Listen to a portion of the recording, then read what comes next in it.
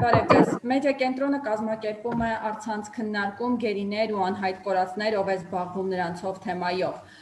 Ներկայացնեմ մեր բանախոսներին Արտակ Բեգլարյան, Արցախի մարդու իրավունքների պաշտպան, Զարա Ամատունի, Հայաստանում Կարմիր խաչի միջազգային կազմակերպության պատվիրակության հաղորդակցման եւ կանխարգելման ծրագրերի ղեկավար եւ Արթուր Սաքունց, Հելսինկյան քաղաքացիական ասամբլեայի Վանաձորի գրասենյակի ղեկավար։ Ես նշեմ, որ քննարկմանը մասնակցելու հրավեր է ուղարկվել նաեւ Հայաստանի պաշտպանության նախարարություն։ Հարգելի բանախոսներ, բարև ձեզ, շնորհակալություն մեր հրավերն ընդունելու համար։ Եվ այսպես Հայաստանի, Ադրբեջանի եւ Ռուսաստանի ղեկավարների պատերազմը դադարեցնելու մասին հայտարարությունից երկու շաբաթից ավելի է անցել, սակայն գերիների վերադարձի ու անհայտ կորածների որոնողական աշխատանքների շուրջ անորոշ իրավիճակը շարունակվում է։ Եռակողմ հայտարարության 8-րդ կետը սահմանում է գերիների վերադարձ, սակայն հստակ ժամանակացույց չի նշվում։ Եվ գլխավորապես նշվում է, որ այդ հարցին անդրադարձ կլինի դիերի փոխանակումից հետո։ Իսկ երբ կլինի դիերի փոխանակումը, երբ կավարտվի, հարցի պատասխանը չկա։ Հայաստանի կառավարությունը հայտարարեց, որ բացարձակ անհրաժեշտություն է անհետ կորածների որոնողական աշխատանքները գերեվարված անձանց փոխանակումը։ Երեկուշ երեկոյան էլ վարչապետը հանդիպում է ունեցել գերեվարված զինվորների, քաղաքացիական անձանց ընտանիքների անդամների հետ։ Այդուհանդերձ համացանցում գրեթե ամեն օր զարհուրելի տեսանյութեր են հայտնվում, որոնցում ենթադրաբար հայ ռազմագերիներ են երևում։ Քննարկումը սկսենք Տիկին Ամատունի ձեզանից, Կարմիր խաչի միջազգային կոմիտեն աջակցում է գործընթացին, թեև որոնողական աշխատանքները կատարում են կողմերը։ Այս պարագայում, խնդրում եմ նշեք, զինադադարից հետո բավական ժամանակ է անցել, ինչ է արվել եւ որոնք են այն խոչընդոտները, որոնք թույլ չեն տալիս ռազմագերիներին վերադարձնել, գտնել անհայտ կորածներին, խնդրեմ։ Շնորհակալություն, բարև ձեզ։ Իրավամբ դուք նշեցիք, որ կողմերն են իրականացնում որոնողական աշխատանքները, որոնք մեկնարկել են նոյեմբերի 13-ից եւ գրեթե ամեն օր բավականին ակտիվ ռեժիմով ընթանում են տարբեր տարածքներով, որտեղ որ ընթացել են ռազմական գործողություններ։ Կարմիր խաչի միջազգային կոմիտեն որպես չեզոք միջնորդ կազմակերպություն ներկա է գտնվում արտահանձնման ժամանակ, դիերի արտահանձնման ժամանակ եւ ընդհանուր գործընթացում ունի այդ միջնորդի աջակցի դերը, որը հիմնականում արտացոլվում է կողմերի միջև որոշակի հարցերի քննարկման, նաեւ խորհրդատվական աջակցության տրամադրման մեջ եւ բնականաբար այս հարցում նաեւ բավականին այդպես ակտիվ ներկայություն է ապահովում, երբ որ թիմերը աշխատում են տեղանքում, միևնույն ժամանակ մյուս կողմից նաև ընդգրկված է այստեղ Ռուսաստանի կոնտինգենտը հավաքական եւ այս ընթացքում այո, խոսելով խոչընդոտների կամ առաջընթացի մասին շատ կարևոր է միշտ մենք ընդգծում ենք, որ ցանկացած հարցեր, որոնք առաջ են գալիս այս ընթացքում, մենք քննարկում ենք անմիջապես կողմերի հետ, հանրայնորեն չենք մեկնաբանում, քանի որ մեր ձևաչափով ուղղակիորեն ենք աշխատում եւ փորձում ենք այս հարցերը, եթե հարցեր են առաջանում, հարցերը դրանց մեր երկխոսության ձևաչափով առանց հանրային ուշադրությունը դրան հրավիրելու, այսպես ենք մենք աշխատում շատ տարբեր մեր ուղղություններում, նաեւ այստեղ։ Այդուհանդերձ որևէ պաշտոնական տվյալ չկա Ադրբեջանում հայ ռազմագերիների թվաքանակի հետ կապված, եթե հնարավոր է, խնդրում եմ նշեք, այս պայդրությամբ կան որոշակի տվյալներ, խոսքը քանի ռազմագերու մասին է, քանի որ կան նաև տեղեկություններ, որ 150 ռազմագերի կա Ադրբեջանում, մասնավորապես ռուսական լրատվականներն էին փոխանցել երեկվա դրությամբ Կարմիր խաչի միջազգային կոմիտեում 150 հայ գերիների մասին տվյալներ կան, խնդրեմ։ Այս առումով շնորհակալություն, որ դուք դա հատուկ նշեցիք, ես կուզեի հայտարարել ամենայն պատասխանատվությամբ, որ սա կեղծ լուրեր են, որոնք տարածվում են տարբեր կայքերով նաև Հայաստանում եւ մենք կարողացանք տեսնել, որ սկզբնաղբյուրը նաև հրապարակ օրաթերթն է, որը սկսել է տարածել այս տեղեկությունը, մենք փորձեցինք ճշտել, թե որ լրատվականներն են տրամադրել իրենց տեղեկությունները, չկարողացանք։ Գիտեք, սա շատ կարևոր է այստեղ չտրվել տարբեր խոճապային կամ որևէ այլ սենսացիոն տեղեկություններ եւ չտարածել դրանք, հաշվի առնելով ինչքան կարևոր է այս խնդիրը եւ ինչքան ցավագին են ընդունում ընտանիքները այս ընթացքում տարբեր նման տեղեկությունները եւ փորձում ամեն ինչի մեջ հույսի լույս տեսնել, Կարմիր խաչի միջազգային կոմիտեն ես պետք է նշեմ հաշվի առնելով նորից իր աշխատանքը եւ ձևաչափը երբեք չի հրապարակում եւ չի հրապարակելու ամենայն հավանականությամբ վիճակագրական տվյալներ, թե որքան անձինք են գրանցվել մեր մոտ որպես փնտրվող, որպես ենթադրյալ ռազմագերիներ կամ քաղաքացիական պահված անձինք, մենք չենք տրամադրում այս տվյալները որևէ այլ ատյաներին, իսկ յուրաքանչյուր դեպքի հետ կապված աշխատում ենք ուղղակիորեն պատասխանատու իշխանությունների հետ, կալանավորող իշխանության հետ, եւ աշխատում ենք նաեւ տեղեկացնում ենք մեր այցելության մասին նաև այստեղի իշխանություններին, որպեսզի նրանք տեղյակ լինեն, որ կազմակերպությունը կարողացել է այս կամ մյուս անձին տեսակցել։ Բնականաբար այս մեր տեսակցությունների մասին տեղյակ են նաև ընտանիքները, հարազատները այս մարդկանց։ Եվ հոկտեմբերի կեսերից այսպես մոտավորապես եւ առ այսօր մենք ունենք որոշակի հնարավորություն, որոշակի մուտքի հնարավորություն եւ ճշտել ենք մի շարք անձանց գերեվարման փաստերը եւ կարողացել ենք իրենց տեսակցել եւ իրենց ընտանիքները գիտեն դրա մասին եւ գիտեն պատասխանատու իշխանությունները երկու կողմում։ Սակայն որևէ ամբողջական տվյալներ, որոնք սկսել են տարածում գտնել համացանցում, դրանք կեղծ են եւ սուտ։ Խնդրում եմ դրանց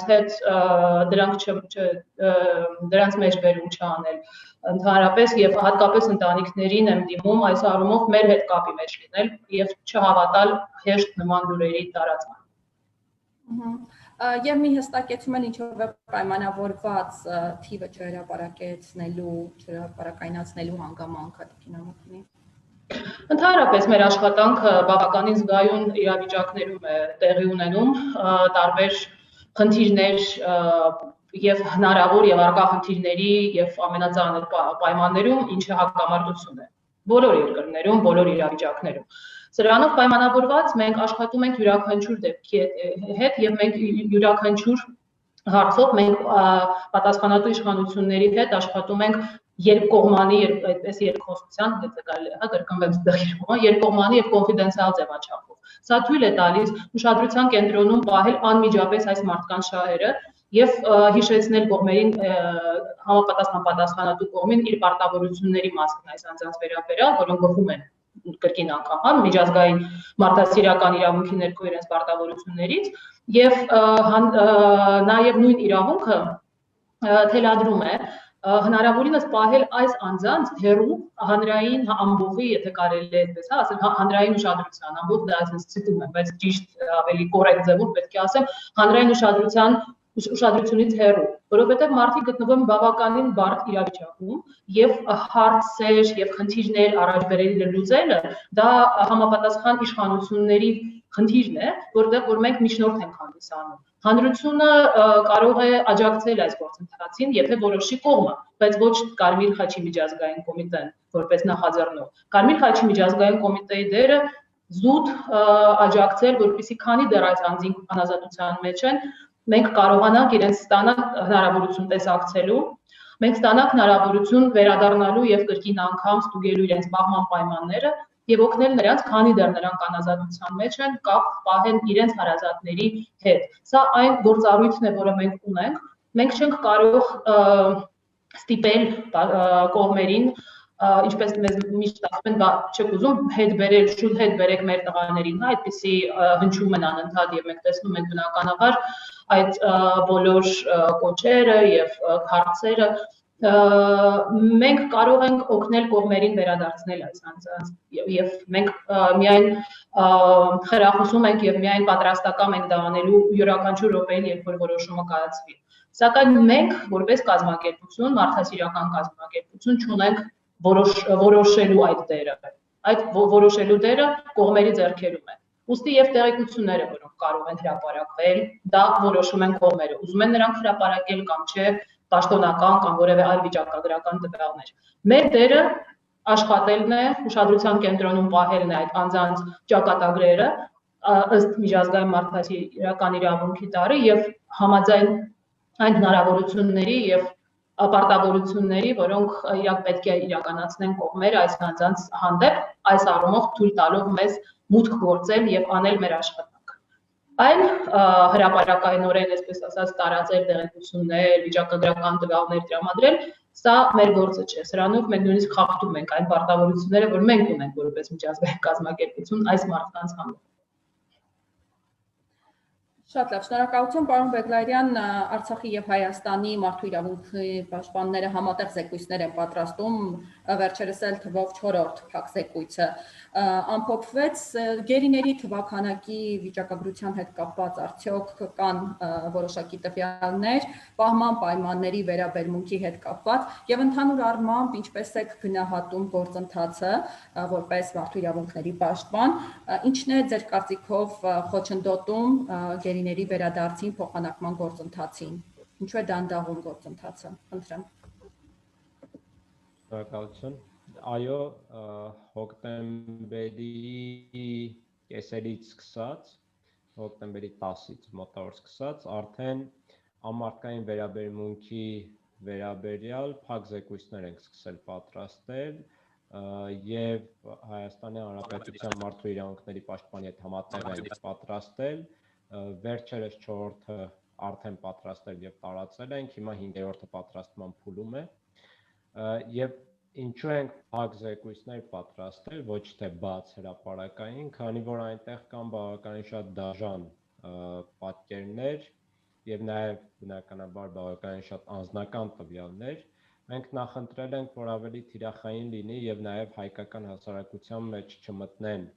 այդ պատկերները, տեսանյութերը եւ լուսանկարները, քանի որ ակնհայտորեն ադրբեջանական կողմի նպատակներից մեկը հրապարակայնացնելով այս հանցագործությունները այն էր, որ հոգեբանորեն պետք է ճնշի հայկական հասարակությանը, լրացուցիչ տրավմաների ենթարկի առաջնագծում գտնվող, այսինքն դրանով լրացուցիչ վախեր առաջացնի զինծառայողների եւ լայն հասարակության մոտ։ Քանի որ պատերազմը ավարտել է, այս խնդիրը նույն ուժգնությամբ առկա չէ, բայց միանշանակորեն այն հոգեբանական տառապանքները, որոնք պատճառում են այս տեսանյութերը ու լուսանկարները մեր լայն հասարակությանը, մնում են։ Եվ ադրբեջանական կողմը բավականին ճակերտավոր արդյունավետ կերպով դրանից օգտվում է ու հնարավորինս փորձում է լայն տարածում ապահովել հայկական լսարաններում, ինչը անընդունելի է եւ միանշանակ հանցագործություն է։ Եվ բավականին շատ ապացույցներ կան պնդելու, որ սա ադրբեջանական պետության վերահսկողության կամ նույնիսկ ուղիղ կազմակերպման տակ է գտնվում, քանի որ այն էջերը, որոնք հրապարակում են այսպիսի տեսանյութեր, լուսանկարներ, տարբեր ձևերով, տարբեր կապերով կապվում են ադրբեջանական պետական մարմինների հետ։ Ու բոլորս էլ հասկանում ենք, որ նմանատիպ տեսանյութերը մանավանդ այդ ծավալի հնարավոր չէ բանակից դուրս հանել առանց պետական համապատասխան մարմինների, այդ թվում հատուկ ծառայությունների վերահսկողության ու իմացության։ Հիմա առ այսօր մենք եւ Արցախի եւ Հայաստանի մարդու իրավունքների պաշտպանները եւ մեր աշխատակազմերը հնարավորինս վերլուծում ենք բոլոր տվյալները եւ հրապարակային եւ նաեւ հարազատների ու պաշտպանության նախարարությունների կողմից տրամադրված փորձում ենք մշակել տվյալներ հավաքագրել, վերլուծություններ ներկայացնել եւ համապատասխան ցանկերը ներկայացնում ենք եւ Կարմիր խաչին եւ կառավարությանը, այդ թվում պաշտպանության նախարարություններին ու նախարարություններին կից գործող գերիների եւ անհայտ կորածների հանձնաժողովներին, որը ի դեպ լիազոր մարմինն է այս հարցով։ Այսինքն պետք է հաշվի առնել, որ կառավարությունը հանձին գերիների եւ անհայտ կորածների հանձնաժողովների եւ Արցախում եւ Հայաստանի Հանրապետություններում պատասխանատու է այս գործողությունների համար եւ մենք եւ մնացած մարմինները պարզապես աջակցող գործառույթ են կատարում։ Մեր վերլուծությամբ բաց տեսանյութերի վերլուծության հիման վրա այս բանը հստակ թիվ չեմ կարող ասել, բայց իմ կարծիքով ավելի ուշ վերջնական կարող եմ ասել, մոտ 50-ից 60 ռազմագերու մասով մենք տվյալ ունենք։ բայց մեր տվյալներով կարծեմ հստակ թիվը հիմա էլի չեմ կարող ասել, քանի որ անդադ պատանվում է, մոտ 30-ի ինքնությունն ենք մենք կարողացել պարզել, որոնց բոլոր հնարավոր տվյալները անընդհատ մենք փոխանցում ենք Կարմիր խաչին եւ նաեւ ըստ կարիքի ռուսական կողմին ու նաեւ քաղաքական ղեկավարությանը։ Մեր ներկայացրած տվյալների հիման վրա եւ լուսանկարներ, եւ կոնտակտներ, եւ տեղանքի վերլուծություն կոնկրետ դեպքեր գիտեմ, որ նաեւ դրանց շնորհիվ հնարավոր է եղել փրկել կյանքեր ու Կարմիր խաչը կարողացել է կապ հաստատել այդ ռազմագերիների հետ։ Իհարկե Կարմիր խաչը ինքն իրենով էլ վերլուծությունը կատարում է, տվյալներ հավաքագրում է նաև հարազատներից եւ նաև պաշտպանության նախարարությունների համապատասխան հանձնաժողովներն էլ իրենք էլ ներկայացնում են տվյալներ։ Դրանից բացի մենք պետք է չմոռանանք, որ ունենք քաղաքացիական ներկալված անձինք եւ նաև քաղաքացիական անհայտ կորած անձինք, որոնց մասով ամբողջ վերլուծությունը, տվյալների հավաքագրումը փաստացի մենք ենք կատարում Արցախի մարդու իրավունքների պաշտպանը, քանի որ բոլորը Արցախում են գտնվել եւ հիմնականում եղել են իրենց տներում կամ իրենց բնակավայրերում, երբ ադրբեջանական զինված ուժերը ներխուժել են այդ բնակավայրեր։ Մոտավոր հաշվարկով մոտ 30 քաղաքացիական անհայտ կորած անձ կար ի սկզբանե,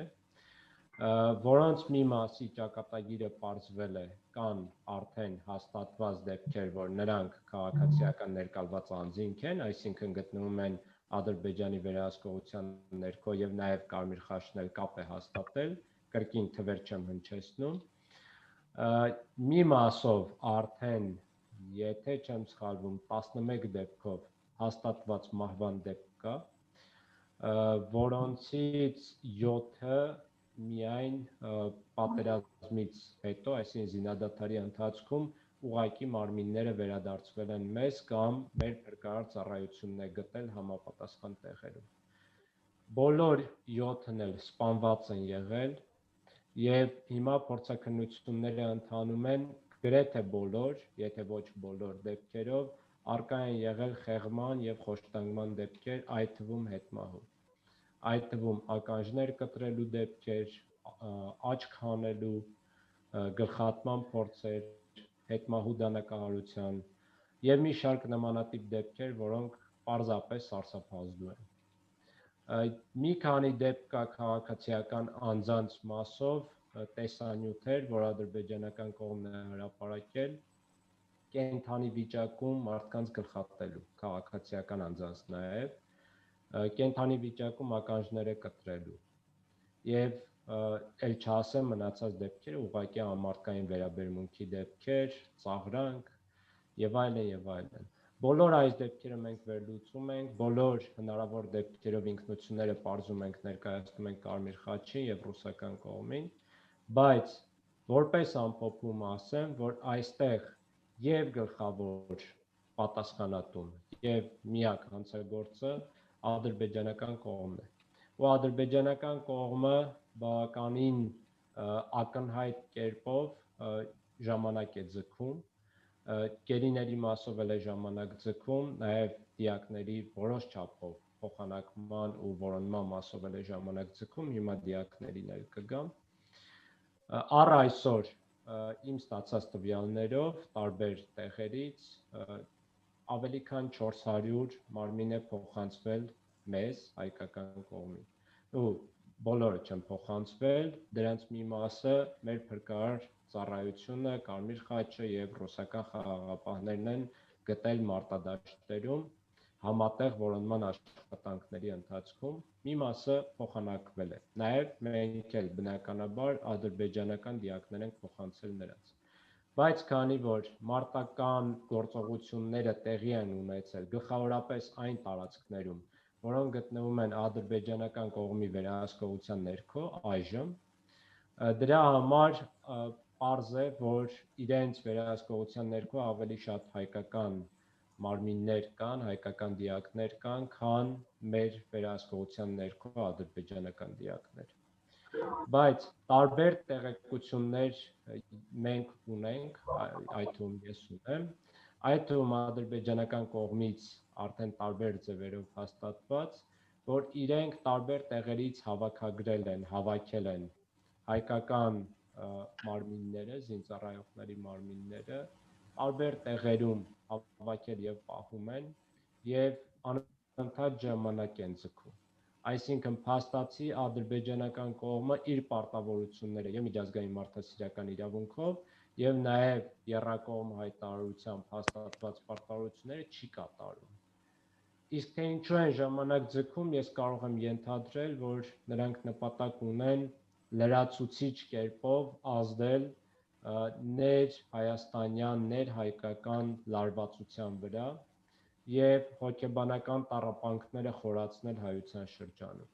Նաեւ այդ պատճառով է, որ նրանք առ այսօր շարունակում են գերիների եւ դիակների հանդեպ ամարտկային վերաբերմունքի վերաբերյալ տեսանյութերի, լուսանկարների հրապարակումները եւ տարածումները։ Ու այս տեսանկյունից միջազգային հանրությունը շատ մեծ անելիք ունի եւ միջնորդ կողմերը նաեւ, որ պետք է առավելագույնս ճնշեն ադրբեջանական կողմին, որպեսզի այս մարդկային ճակատագրերը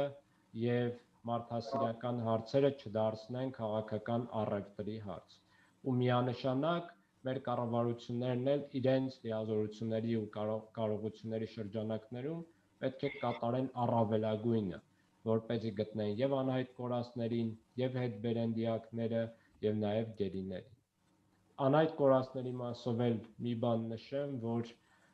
շատ տեղեկություններ կան, հիմնականում բաց աղբյուրներով, սոցցանցերով հրապարակված, սակայն կարծում եմ, որ այստեղ սպեկուլյացիաները բավականին շատ են լինում, երբեմն միտումնավոր, երբեմն ոչ միտումնավոր, եւ վերջին օրերին էլ նաեւ մեր փրկարար ծառայությունը ու Կարմիր խաչը համատեղ ռուս խաղաղապահների աջակցությամբ որոշ տեղեր են այցելել, այդ թվում արդեն հարավային թևի բնակավայրեր Հադրութի շրջանի։ Արդյունքում որևէ մեկին չեն գտել եւ նաեւ այնտեղ մարմին չեն գտել։ Սրանից էլ նաեւ ենթադրվում է, որ ադրբեջանական կողմը նախորոք հավաքել է մեր մարմինները, հետո նոր մուտքի թույլտվություն է տվել, որպեսզի մենք մտնենք եւ որոնենք անհայտ կորածներին եւ մարմինները։ Շնորհակալություն, պարոն Բեգլարյան, պարոն Սաքունց, բազմաթիվ ընտանիքներ սպասում են իրենց զավակներին, սակայն ոչ մի լուր, չգիտեն իրենց զավակը անգամ կենդանի է թե ոչ, ծնողները փողոց են դուրս գալիս բողոքի ակցիաներով, պահանջներ ներկայացնում, սակայն պարոն Բեգլարյանն էլ նշեց, որ գոյություն ունի հանձնաժողով համապատասխան, ինչպես է գնահատում կառավարության քայլերը։ Եվ արդյոք կա անհապաղ միջոց ձեռնարկելու, այստեղ քայլեր, որոնք 8-րդ կետը, ինչպես նշեցինք, որևէ ժամկետ չի սահմանում։ Ինչ քայլեր պետք է դրան հաջորդեր, որպեսզի գործընթացը ավելի արագ տեղի ունենար, հաշվի առնելով եւ տեսանյութերը եւ պարոն Բեգլարյանը, ինչպես նշել, դաժան դեպքերը, յուրաքանչյուր րոպեն, յուրաքանչյուր օրը կյանք է խնդրեմ։ Շնորհակալություն, իհարկե այն ինչ հիմա ասեցին, դրանք բոլորը ցույց են տալիս, որ պատերազմից տուժածների խնդիրները կամ նրանց վերադարձնելու, գտնելու անհայտ կորածների առումով կամ մարմինների փոխանակման հարցերը ցավոք սրտի որպես մարդասիրական իրավունքի առնչվող խնդիրներ մշտապես ամենադժվարն են լինում, պատերազմը միշտ հեշտ է լինում նախաձեռնելը, բայց պատերազմի հետևանքների հետ գործ ունենալը միշտ ավելի դժվար է եւ բացի այն ինչ որ ներկայացվեց մեխանիզմներից, այլ մեխանիզմ չի կարող գործել, չէ՞, առաջերտին միջազգային Կարմիր խաչը, բայց իմ համոզմամբ պետք է լիներ նաեւ ուղղակի կոնտակտ Հայաստանի եւ ադրբեջանական ուրեմն համապատասխան կառույցների միջեւ եւ այս ուղղությամբ պետք է իհարկե դիվանագիտական ջանքեր գործադրել, որովհետեւ գիտեք մարդասիրական խնդիրները չպետք է ընդհանրապես քաղաքականացվեն։ Այն ինչ որ պարոն Բեգլարյանը ներկայացրեց, որ իրապես պատերազմից տուժածների խնդիրները փորձում են իրականացել քաղաքական նպատակներով, դա ինքնին արդեն միջազգային մարդասիրական իրավունքի կոպիտ խախտում է, բայց պետք է ոչ միայն արձանագրել, այլ նաև ջանքեր գործադրել, որպեսզի այդ խախտումները տեղի չունենան։ Ես հասկանում եմ, որ միջազգային Կարմիր խաչի մանդատը նման ուրեմն հնարավորություն գնահատականներ եւ այլն չի կարող ուրեմն թույլ տալ, բայց մյուս կողմից գտնում եմ, որ պետական մարմինները, եթե հիշում եք ժամանակին կար այդպես թեժ գծի հասկացողությունը, հա, պետք է ուղղակի կոնտակտի մեջ մտնեն եւ ջանքեր գործադրեն, որպեսզի պատերազմի մասնակիցների կամ պատերազմից անմիջապես դժվարները եւ հատկապես նրանց ընտանիքները, հա, չշարունակեն գտնվել այդ տառապանքի մեջ եւ չշարունակեն գտնվել այդ խնդիրների մեջ պատերազմական գործողությունների դադարից հետո։ Եվ այս առումով մենք իդեպ ասեմ, որ մենք հոկտեմբերի 5-ից որոշեցինք իհարկե պաշտպանության նախարարության ներկայացուցիչների հետ, տեսնելով, որ անհայտ կորածների հետ կապված ուրեմն խնդիրներ են առաջ գալիս, եւ դա միշտ է եղել։ Ցանկացած պատերազմական գործողությունների սկսելուց անմիջապես հետո ռազմագերիների, ուրեմն մահացածների, մարմինների եւ անհայտ կորածների խնդիրների հայտ են գալիս եւ Ժնևյան կոնվենցիաները հենց այդպես էլ պահանջում են, որ պատերազմական գործողությունների սկսվելուց անմիջապես հետո կողմերը ստեղծեն համապատասխան կառույցներ եւ այդ կառույցների միջոցով մասնավորապես անհայտ կորածների հետ կապված ուրեմն տեղեկություններ փոխանցեն, հա, եւ որոնողական աշխատանքներ կատարեն։ Սա պարտավորություն է, որի իրականացմանը նպաստում է եւ իր մանդատը իրականացնում է միջազգային Կարմիր խաչը։ Բայց միաժամանակ մենք իհարկե որպես հասարակական կազմակերպություն մեր գործընկերների հետ ջանքեր գործադրում ենք միջազգային այլ կառույցների ուշադրության կենտրոնում պահել եւ հնարավորինս նպաստել նրանց ներգրավման այնպիսի մթնոլորտի ձևավորմանը կամ այնպիսի իրավիճակի ստեղծմանը, որ կողմերը կատարեն իրենց պարտավորությունները։ Մասնավորապես մենք այս հարցերը բարձրացրել ենք արդեն Մարդու իրավունքների Եվրոպայի խորհրդի Մարդու իրավունքների հանձնակատարին, Եվրոպայի խորհրդի գլխավոր քարտուղարի առջև, Միավորված ազգերի կազմակերպության Մարդու իրավունքների գերագույն գլխավոր հանձնակատարի առջև, որտեղ այո, պատերազմական գործողությունները հնարավոր չեղավ դադարեցնել ամենասկզբում, հնարավոր չեղավ պատերազմական գործողություններ կանխել, բայց պատերազմական գործողությունների հետևանքով դժվարների կամ նրանց իրավունքների խախտումների հետ կապված հարցերը պետք է գտնվեն այդ միջազգային մարմինների ուշադրության կենտրոնում։ Ես ուղղակի հիշեցնեմ, որ նաև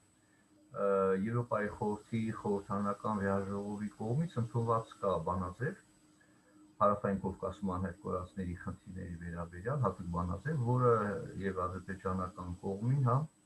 եւ նաեւ հայկական կողմին պարտավորություն է միջոցներ ցեցկացնել եւ այդ թվում նաեւ ինստիտուցիոնալ եւ իրավական անհայտ կորածների փնտրման, դեռևս առաջի Ղարաբաղյան պատերազմի հետ կապված, հա, խնդիրների հիման վրա էր։ Եվ ցավոք սրտի այդ մեխանիզմները չստեղծվեցին։ Ես նկատում եմ այն համարժեք ինստիտուցիոնալ մեխանիզմները, որ պետք է ստեղծվեցին եւ հիմա մենք փորձում ենք այս իրավիճակում հերթական անգամ ուրեմն միայն հույսներս դնել միջազգային Կարմիր խաչի մանդատի վրա։ Կառավարությունը ունի ալիքներ հետեւյալ առումով։ Շատ կարևոր է հոգեբանական աշխատանքը անհայտ կորածների ռազմագերիների ընտանիքների հետ։ Գիտեք, այստեղ հարցը ինչ է, որ մարդիկ բնականաբար մարդիկ տեղեկություն են ուզում, մարդիկ ուզում են տեղեկություն իրականացվող քայլերի մասին եւ դա շատ բնական է, բայց պետք չէ սպասել, որպեսզի մարդիկ դուրս գան փողոցներ, այդ պետք է մարդկանց եւ ընտանիքների հետ աշխատել։ Ես ասեմ, որ մենք տարական հայտ նույն հեռախոսակապը, որը մենք թեժ գիծը հատկապես այս կորոնավիրուսի համավարակի պայմաններում ցավոք սրտի արկա հանդիպումները շատ սահմանափակ են, բայց նույնիսկ այդ հեռախոսազանգերի միջոցով հարազատների հետ կապը կամ նրանց կողմից բարբերաբար կապը, հա, ինքը արդեն իսկ որոշակի նշանակություն ունենում է ուշադրության մեջ գտնվելու, հա, ուշադրության նույնիսկ հոգեբանական եմ ասում։ Այս անորոշությունը հաղթահարելու միակ ճանապարհը ոչ միայն տեղեկատվությունն է,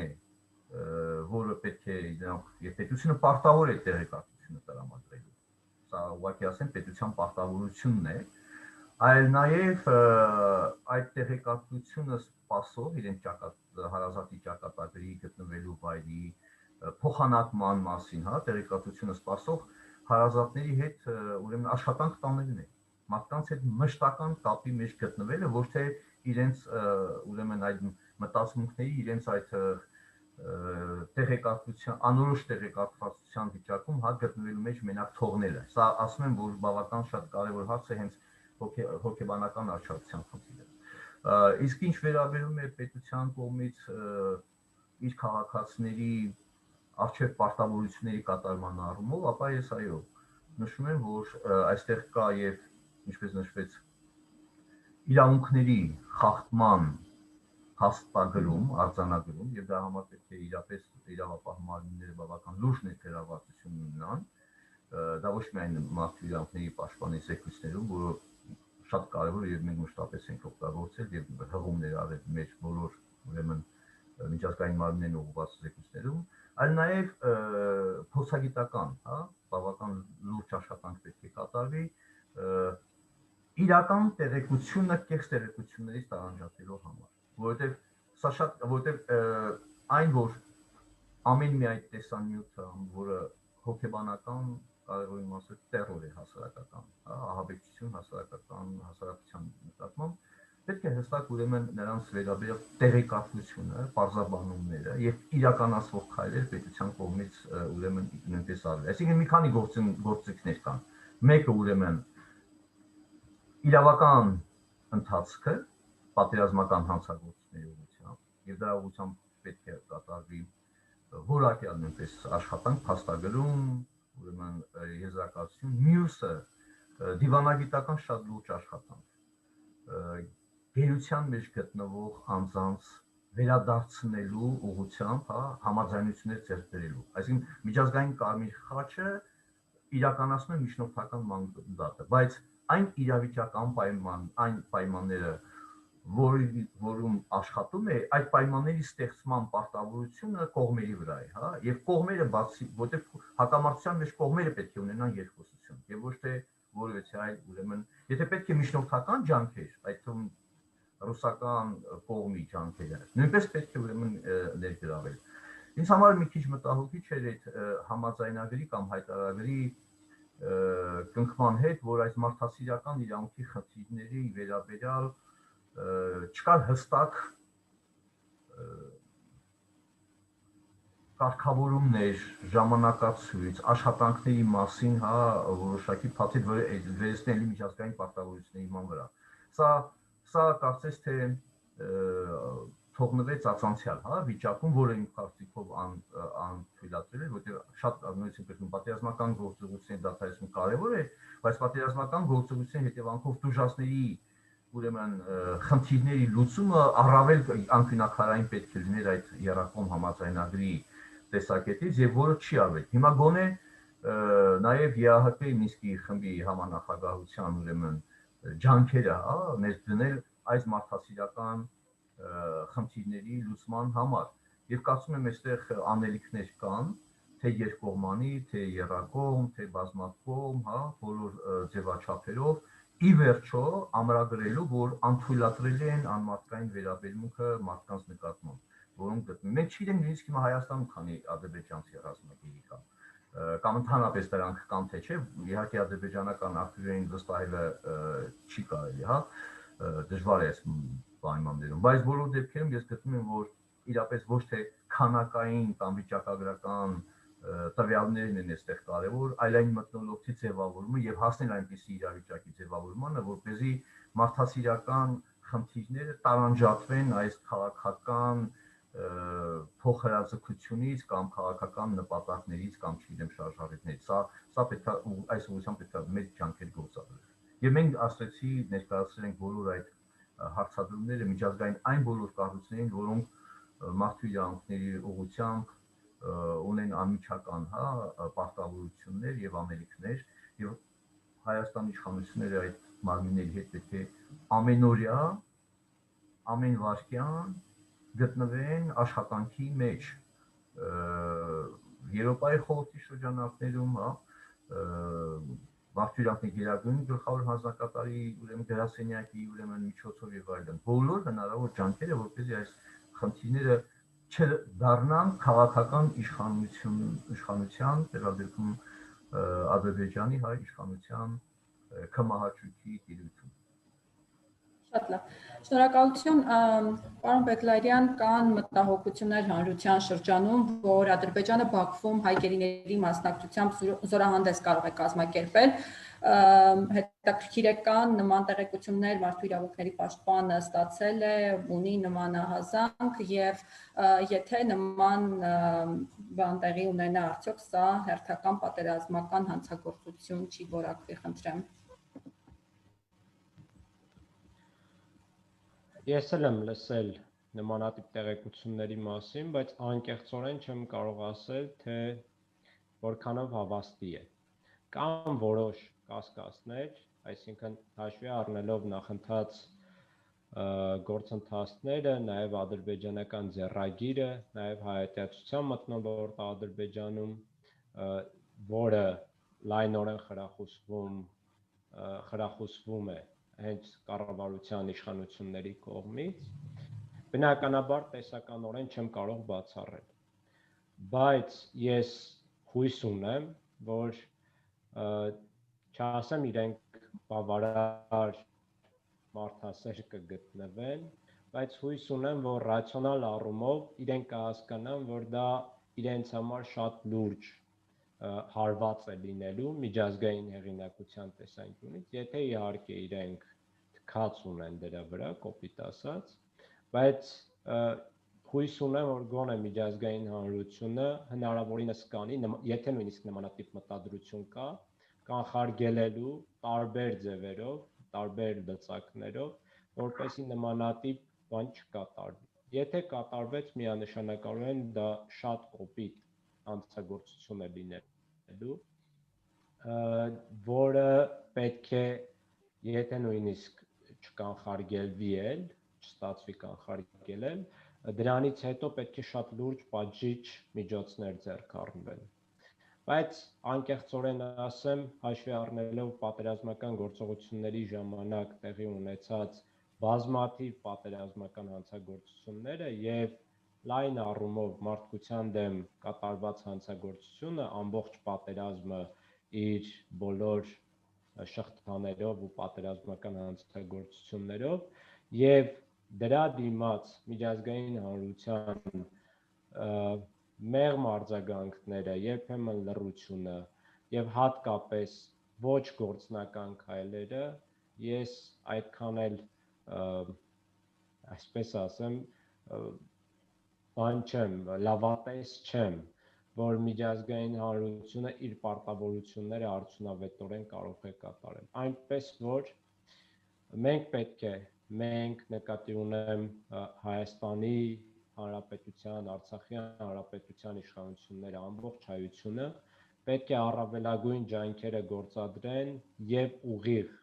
ադրբեջանական կողմի վրա ճնշում գործադրելու եւ նաեւ միջազգային գործընկերների ու միջնորդների միջոցով, որպեսզի Ադրբեջանը դադարեցնի այս քաղաքականացումը մարդասիրական հարցերի, ձգձգումները, մարդկային ճակատագրերի ու այնտեղ առկա ռազմագերիների թաքցնելու պրակտիկան եւ իհարկե նաեւ ձեր նշած տեսականորեն հնարավոր դեպքը, որ գոնե այդ կարմիր գիծը լրացուցիչ չանցնեն։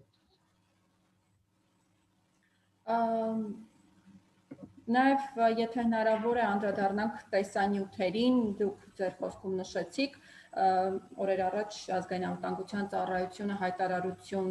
տարածեց, որով զգուշացնում էր, որ որոշ տեսանյութեր կապ չունեն հայ գերիների հետ եւ խոճապ տարածելու համար են, ինչպես կգնահատեք այս հայտարարությունը։ Այո, իրականում կան տեսանյութեր եւ լուսանկարներ, որոնք ադրբեջանական հայտնի սոցցանցային էջերը տարածում են եւ դրանք մեր վերլուծությամբ կեղծ են, Օրինակ, դեպքեր ենք մենք արձանագրել սիրիական պատերազմից լուսանկարների, տեսանյութերի տարածման, դեպք է եղել լատինոամերիկյան նարկոբարոնների կողմից նկարահանված տեսանյութի տարածման, այսինքն որոշ դեպքեր եղել են, բայց այսպես ասեմ, դեպքերի հիմնական մասը ըստ մեր վերլուծության իրական է, ավելին ասեմ, նույնիսկ հիմնական մասում մենք կարողացել ենք պարզել ինքնությունը, այսինքն մեր ռազմագերիների կամ քաղաքացիական անձանց ինքնությունը, ինչը եւս լրացուցիչ ապացույց է, որ դրանք կեղծ չեն։ Այսինքն մենք պետք է զգույշ լինենք հավատալու որևէ այս կամ այն տեսանյութին, բայց փորձագետները պետք է առավելագույնս ուշադրությամբ, զգոնությամբ զննեն ու հատկապես իրավապահ մարմինները համապատասխան գործընթացներ սկսելու, ընդ որում մեր իրավապահ մարմինները ուղղակի պարտավորություն ունեն բոլոր դեպքերը քննելու եւ հնարավոր հանցագործներին գտնելու ու պատասխանատվության ենթարկելու։ Մի քանի դեպքով ակնհայտորեն հնարավոր է հանցագործների ինքնությունը պարզել, մի դեպքով նույնիսկ տեսանյութում անուն ազգանունն է հնչում ադրբեջանցի զինծառայողի, որը կատարում է պատերազմական հանցագործություն։ Ու այստեղ մեր իրավապահ մարմինների պարտավորությունն է բոլոր հնարավոր մեխանիզմներով, ներքին եւ միջազգային, հասնեն հանցագործների պատժելու։ Դրանից հետո, քանի որ այս հանցագործությունները կատարվել են ու կատարվում են ադրբեջանական իշխանությունների, ադրբեջանական զինված ուժերի կողմից, ու նրանք ունեն համակարգային բնույթ, ակնհայտ է, որ սա կատարում է պետությունը, ոչ թե անհատները, որը երբեմն ադրբեջանական դատախազությունը փորձում է ներկայացնել, որ եթե նույնիսկ կան ինչ-որ բաներ, դա անհատներ են կատարում։ Եվ սա նշանակում է, որ Հայաստանը պետք է հասնի ադրբեջանական պետության միջազգային պատասխանատվության։ Առավել եւս, որ ծավալները ահռելի են, ու մենք չպետք է մոռանանք, որ միայն ռազմագերիների ու քաղաքացիական անձանց հանդեպ չեն պատերազմական հանցագործություններ կատարվել, այլ բազմաթիվ այլ պատերազմական հանցագործություններ, որոնք նաև մենք Արցախի մարդու իրավունքների պաշտպանն է զեկույցներով ներկայացրել։ Քաղաքացիական բնակչության, քաղաքացիական օբյեկտների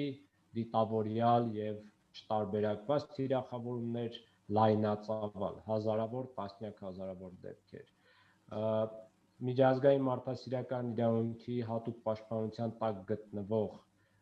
օրինակ հիվանդանոցների, դպրոցների, մանկապարտեզների, եկեղեցիների թիրախավորումներ, մշակութային ժառանգության ոչնչացում, այդ թվում օրինակ հայտնի կանաչ ժամի դեպքը, այդ թվում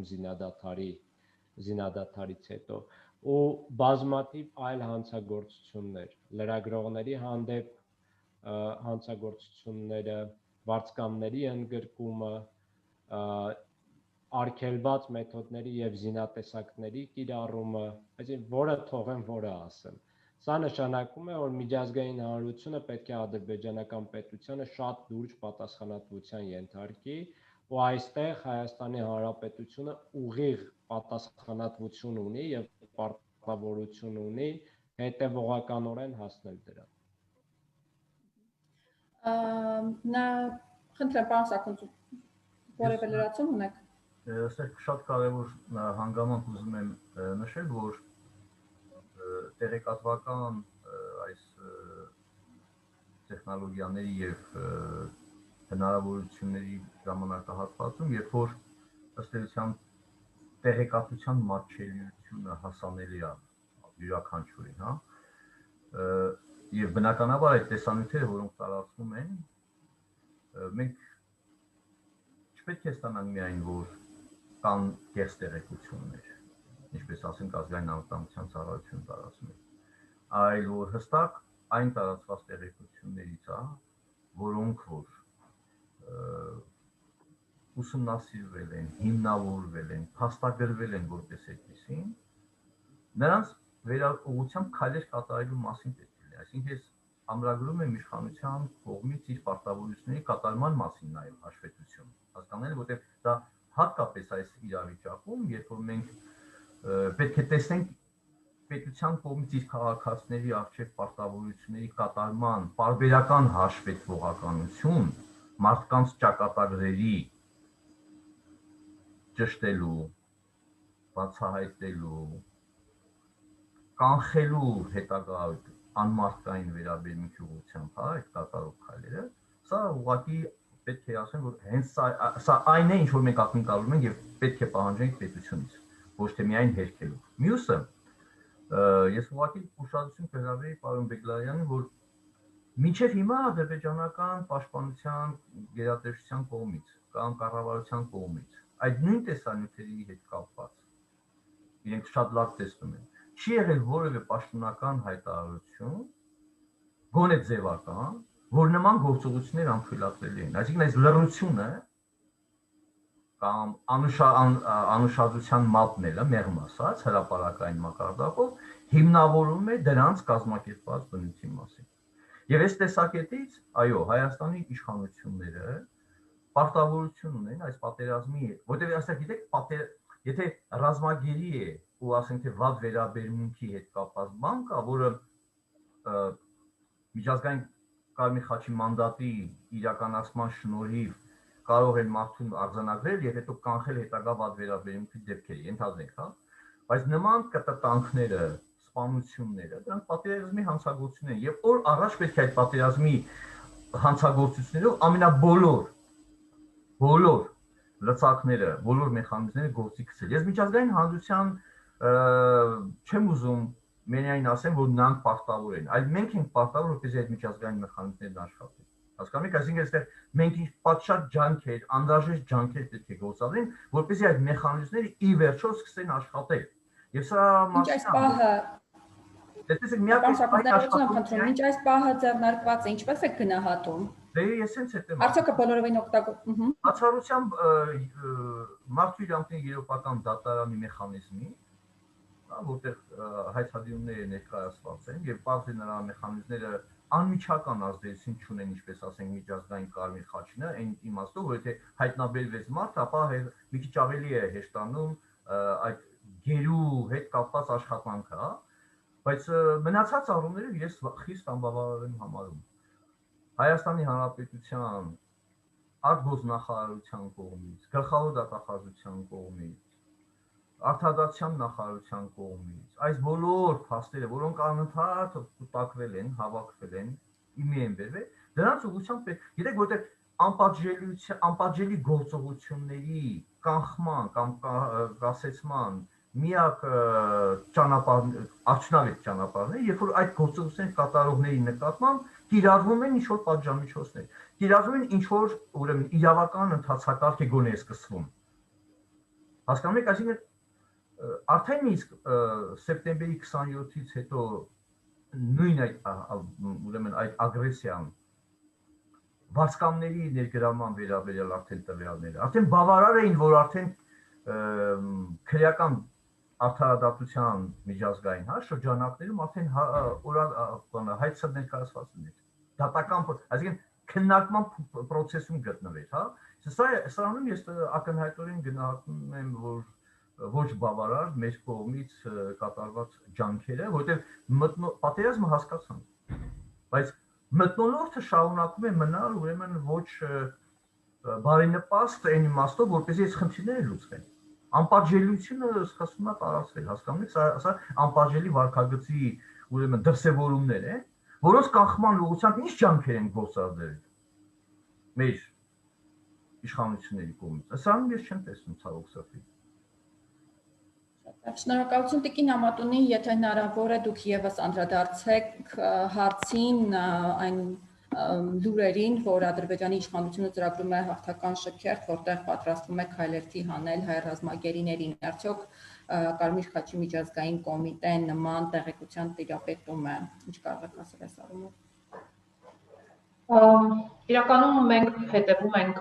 ցանկացած հրապարակումների կամ տեղեկությունների, որոնք ստանում ենք, կապված հնարավոր խախտումների կամ այլ վարքագծի, որը կարող է հանգեցնել դրանց։ իրավունքի տեսանկյունից եւ մարդկային վերաբերմունքի առումով մարդասիրական նաեւ այդ գործոնը եւ բնականաբար ուշադրության կենտրոնում դրանք պահելով մենք հասցեագրում ենք խնդիրները համապատասխան կողմի հետ սակայն կրկին պետք է ասեմ եւ պարոն Սակունցը շատ լավ ներկայացրեց իրականում մեր աշխատանքի հիմնական այսպես եւ մանրամասները եւ մանդատի հետ կապված յուրահատկությունները մենք չենք մեկնաբանում դրանք մատնանշելով այս կամ մյուս կողմը հիմնականում կան շատ հազվադեպ իրավիճակներ, երբ որ կազմակերպությունը ակնհայտորեն մատնանշելով հաղթող կողմին հանդես է գալիս հանրային հարթակում որևէ հաղորդագրությամբ, սակայն փորձում է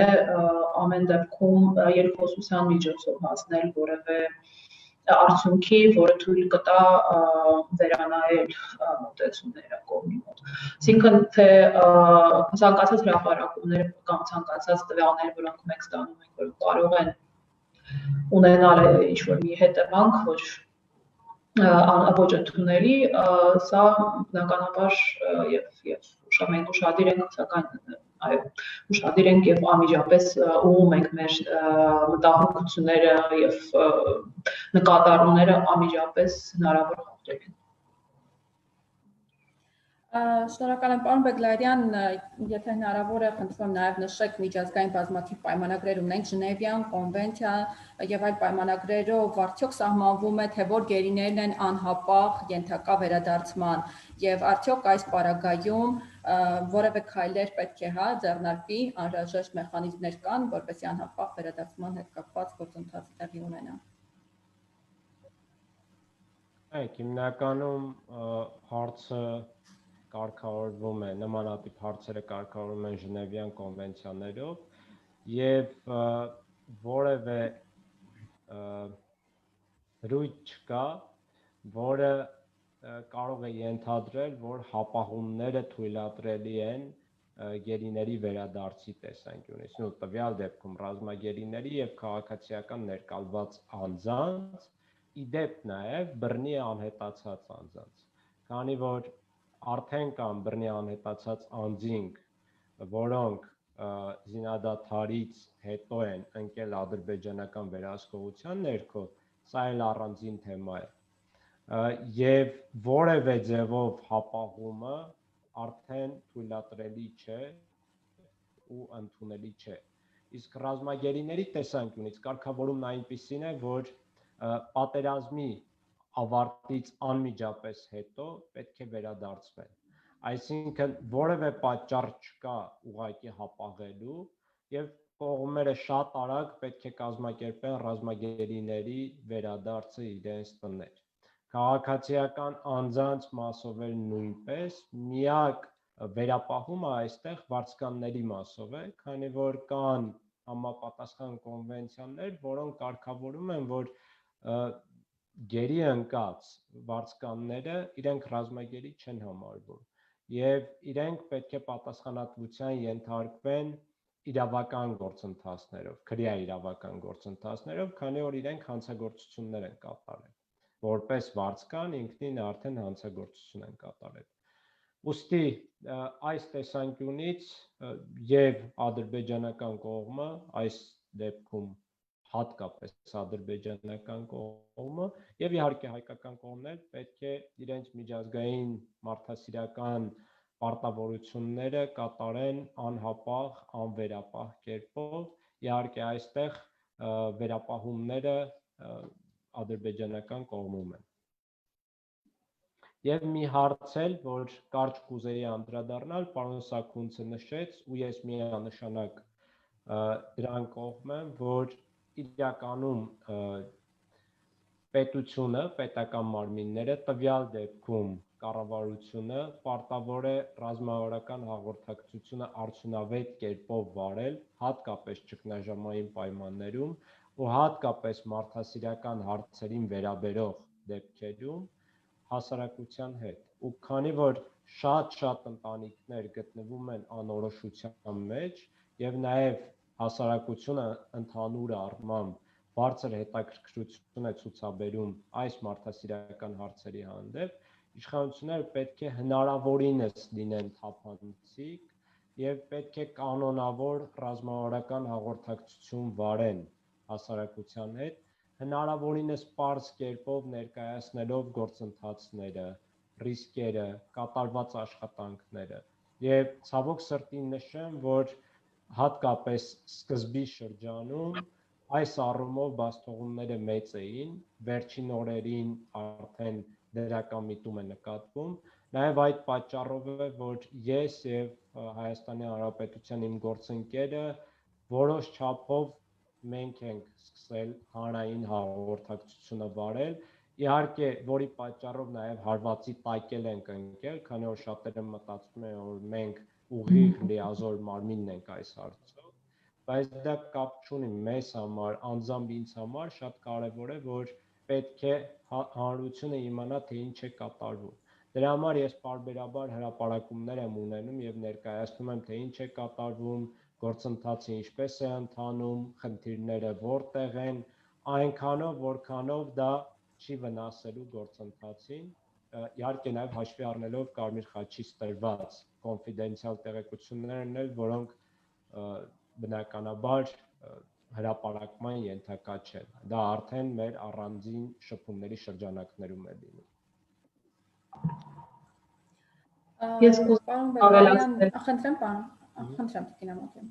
Ես ուզում եմ միանալ իսկապես անչափ կարևոր է, որպես Կարմիր խաչի միջազգային կոմիտեի ներկայացուցիչ եւս այս կոչին, եթե կարելի ասել, այս անհրաժեշտությանը, որովհետեւ շատ կարևոր է նաեւ մարդկանց համար, հատկապես նրանց, ովքեր անմիջապես ներգրաված են այս իրավիճակում, հասկանալ դերերի բաշխումը շատ պարզ ճիշտ ձևով պատկերացնել, որ կառույցը ինչի համար է պատասխանատու եւ մարդիկ, որոնք առանց այդ էլ բավականին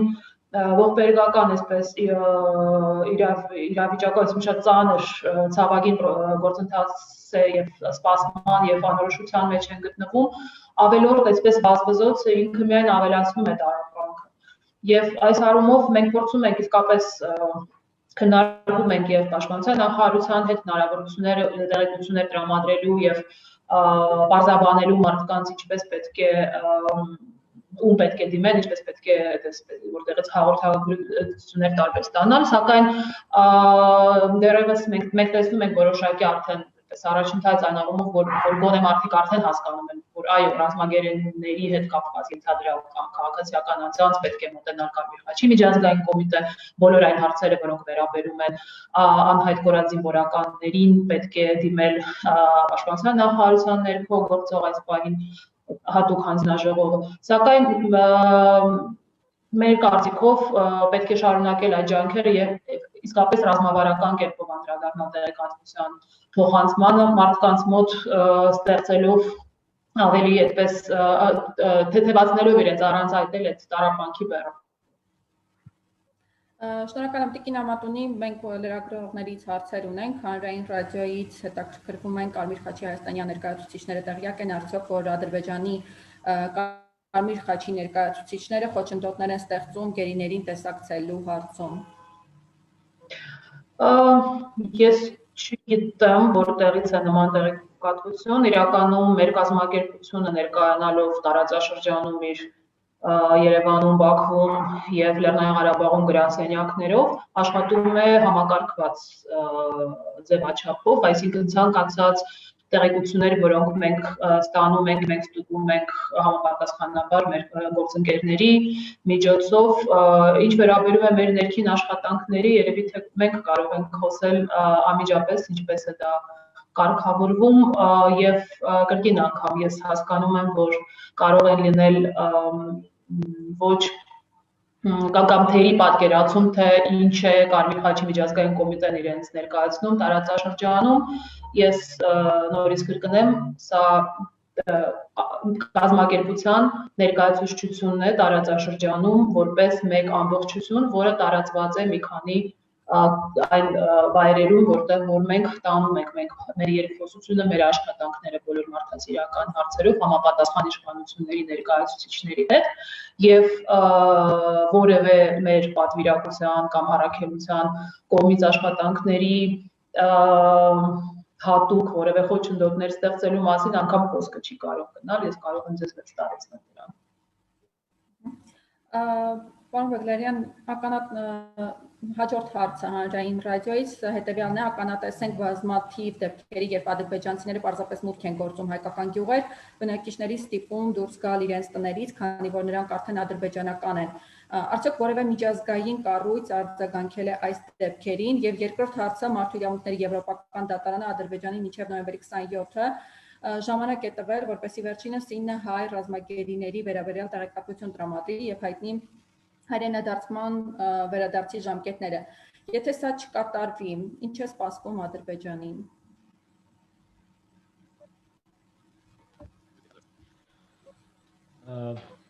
Դեպքերի մասով, որ ադրբեջանական զինված ուժերի ու հայ բնակիչների միջև շփում է եղել ու այդտեղ որոշակի վտանգներ են առաջացել, նախ բազմաթիվ դեպքերից ես տեղյակ չեմ, հիմնական դեպքը եղել է Վազգենաշենում, այստեղ միանշանակ խնդիրներ եղել են, ես իմ կարծիքը փոխանցել եմ կառավարությանը, բայց այստեղ խնդիրները եղել են մի քանի կողմից։ Առաջին հերթին բնականաբար Արցախի պաշտպանության բանակը պատասխանատու էր մեր գյուղացիների անվտանգության համար, երկրորդ հերթին ռուսական խաղաղապահների դերակատարման հարց այստեղ կար, եւ երրորդ հերթին նաեւ կառավարությունը, այսինքն տվյալ դեպքում վարչակազմը, որոշակի վարչակազմը նկատի ունեմ շրջանային իշխանությունը պատասխանատվություն ունեին, եւ չորրորդը, որը անտեսվեց այս հրապարակումներում, գյուղացիները իրենք նույնպես պատասխանատվություն ունեին, քանի որ նախընթաց շրջանում ինձ հետ էին կապվել, կառավարությունը ինձ փոխանցել էր, ես էլ անձամբ իրենց էլ ասել էի եւ նաեւ շրջանից էլ, շրջանի ղեկավարությունից էլ իրենց տեղեկացրել էին, որ պետք է լքել գյուղը։ Սակայն ասել էին, որ հնարավորություն կա, մենք դեռևս բանակցում ենք, ջանքեր են գործադրում, որ Վազգենաշեն գյուղը պահվի։ Եվ գյուղացիներին ասել էին, որ ուղղակի դուք բոլորով դուրս եկեք նաև ձեր գույքով, հանեք ձեր գույքը, պարզապես չվնասեք ձեր տները, քանի որ հնարավորություն կարող է լինել վերադառնալու։ Եվ այս հնարավորության հույսի պայմաններում որոշ գյուղացիներ որոշել էին մնալ։ Ուղղակի կարծես թե իրենց եւ մեր զինված ուժերի միջև հաղորդակցությունը արդյունավետ չի իրականացվել եւ կոնկրետ պահի, երբ մեր զինված ուժերը եւ ռուս խաղաղապահները լքել էին իրենց դիրքերը գյուղի ներքևում, իրենք տեղյակ չեն եղել գյուղացիները։ Արդյունքում ադրբեջանական զինված ուժերը մտել են Վազգենաշեն եւ այս դեպքն է տեղի ունեցել։ Այստեղ միանշանակ պետական մարմինները պատասխանատվություն ունեն, բայց նորից ասեմ, որ գյուղացիները իրենք նույնպես անձնական ռիսկի են դիմել։ Մնացած դեպքերում Բերթաշենի պարագայում մանիպուլյացիաներ են եղել հիմնականում, քանի որ հրապարակումներ եղան, որ Բերթաշեն գյուղ է մտել, բայց խոսքը վերաբերում է Բերթաշեն գյուղից 7-8 կիլոմետր ներքև գտնվող գյուղի վարչական տարածքում գտնվող այգիների սահմանազատման հետ կապված եւ ուղղակի որոշ այգիների տերեր ուղիղ շփումներ են ունեցել ադրբեջանական զինված ուժերի ներկայացուցիչների հետ, նաեւ ռուս խաղաղապահների ներկայությամբ, բայց ըստ ինձ ներկայացրած տեղեկությունների կառավարությունից այնտեղ ներկա են եղել նաեւ պետական մարմինների ներկայացուցիչներ։ Այլ դեպքեր, այս տիպի դեպքեր ես տեղյակ չեմ, բայց միանշանակորեն այս ընթացքում ես մի քանի անգամ տարբեր շփումներ եմ ունեցել քաղաքական ղեկավարության հետ եւ իմ կարծիքը փոխանցել եմ, որ պետք է առավելագույնը կատարել, առավել եւս կան անվտանգային անորոշություններ այս կարճ ժամանակահատվածում, պետք է հնարավորինս կատարել, որ մարդկանց անվտանգությունը եւ իրենց սեփականության անվտանգությունը հնարավորինս պաշտպանված լինի մեր կողմից։ Բայց որոշ օբյեկտիվ եւ երբեմն նաեւ սուբյեկտիվ պատճառներով այսպիսի դեպքեր են լինում, որոնք բարեբախտաբար չեն հանգեցրել քաղաքացիական անձանց մահվան, գերեվարման եւ այլն։ Բայց մեկ այլ խնդիր էլ կա, որը նույնպես պետք է բոլորիս ուշադրության ներքո լինի, բռնի անհետացած անձանց ճակատագիրն է, որի մասով, որքան հասկանում եմ, դեռևս միջազգային կազմակերպություններին Ադրբեջանը պատշաճ տեղեկություններ չի փոխանցել։ Եվ երկրորդ հարցի հետ կապված։ Երկրորդ հարցի մասով, Եվրոպական դատարանի մասով, ես չեմ այն մարդը կամ այն պաշտոնյան, որ ասեմ, թե ինչ է սպասվում իրենց, բայց սովորաբար Եվրոպական դատարանը ուղիղ ճնշման պատժիչ միջոցներ չի ունենում։ Հարցը կարող է ուղղակի քաղաքական առումով բարձրացվել Եվրոպայի խորհրդում, այդ թվում նախարարների խորհրդում ու արդյունքում կարող են ինչ-որ քաղաքական պատժամիջոցներ կիրառվել, բայց պրակտիկան ցույց է տալիս, որ շատ քիչ դեպքեր են հասնում այդ մակարդակի քննարկման եւ շատ քիչ դեպքերում է, որ արձագանքներ են լինում, պատժամիջոցներ են կիրառվում եւ պետք է հաշվի առնել, որ դա տևում է երկար ժամանակ, առնվազն ամիսներ, ինչը մեր պարագայում շատ կարևոր է ռազմագերիների, քաղաքացիական ներկայացված անձանց ճակատագրի ու կյանքի իրավունքի ապահովման համար։ Դրա համար բոլոր հնարավոր մեխանիզմները եւ Եվրոպական դատարանի եւ մնացած քաղաքական եւ իրավական գործիքակազմը պետք է կիրառվի, որ հարցը շատ արագ լուծվի, սակայն ողջունելի է ինքնին, որ Հայաստանի Հանրապետության կառավարությունը այս հարցով անընդհատ դիմում է Եվրոպական դատարան ու իր ունեցած գործիքակազմը հնարավորինս օգտագործում է եւ նշեմ, որ եւ Արցախի եւ Հայաստանի Հանրապետության մարդու իրավունքների պաշտպանները կանոնավոր կապի մեջ են Հայաստանի Հանրապետության կառավարության ներկայացուցչի գրասենյակի հետ, Միեդում ներկայացուցչի եւ ըստ կարիքի մենք համապատասխան տեղեկությունները փոխանցում ենք իրենց։ Շնորհակալություն Տիկին Ամատունի, խնդրում եմ նաև որոնողական աշխատանքների հետ կապված ընդհանուր առմամբ ներկայացնեք պատկերը այս պահին ինչ փուլում է, եթե հնարավոր է նաև անդրադառնաք զինադադարից հետո գերեվարված անձանց խնդիրներին, տվյալներին ու նաև Ջաբրայել ու Հադրութ ուղղություններն էին այսպես սև, եթե որակենք, ծնողներից շատերը այստեղից են ստացել վերջին զանգը, այս ուղղությունների մասով ինչ կասեք որոնողական աշխատանքները,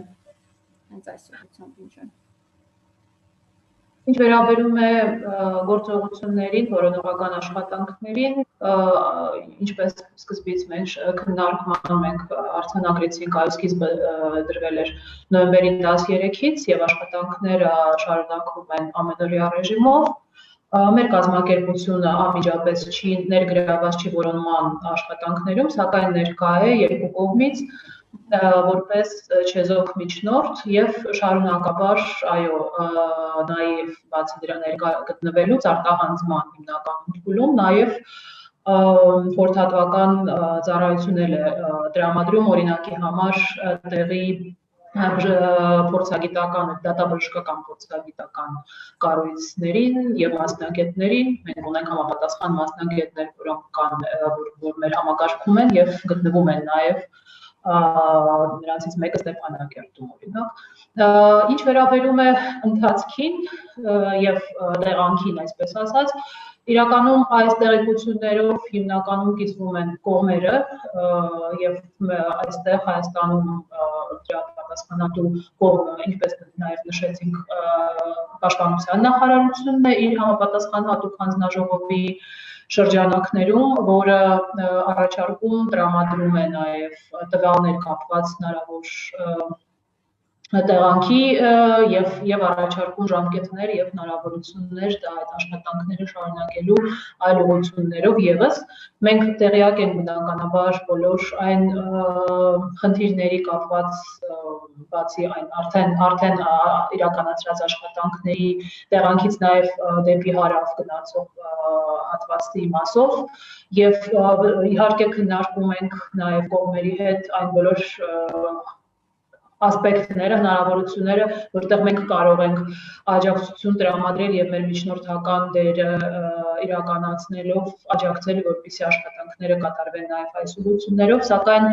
գործընթացի հետ կապված, ժամկետների հետ կապված իրավասությունը մերը չէ, ավելի ճիշտ է իհարկե այդ հարցերը բարձրաբանել անմիջապես պատասխանատու կողմերի, իշխանությունների հետ։